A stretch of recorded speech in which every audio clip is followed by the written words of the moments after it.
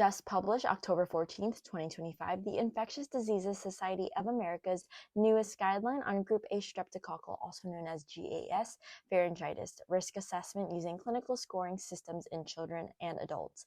The objective of this guideline is to determine whether a scoring system should be used to decide which patients should have a diagnostic test performed by rapid antigen detection test, molecular methods, and/or throat culture.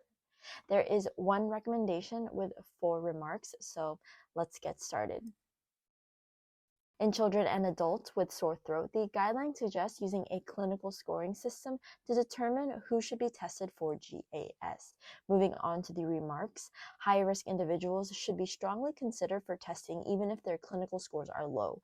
Examples of high-risk individuals include those presenting with sore throat who have had household exposure to GAS, a history of a previous rheumatic fever diagnosis, or symptoms or signs suggestive of complicated local or systemic GAS infection. The panel recommends that a clinical scoring system be used as part of the evaluation of patients with sore throat. The principal utility of a scoring system is to identify patients with low probability of GAS pharyngitis and whom further evaluation by diagnostic testing is unlikely to be helpful. Given the lack of evidence favoring any particular scoring system, clinicians and patients may favor clinical scoring systems that do not include laboratory tests.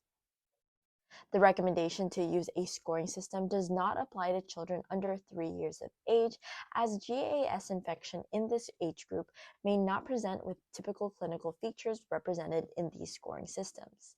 And there you have it. Make sure to check out the full guideline from the Infectious Diseases Society of America and other related clinical decision support tools at guidelinecentral.com.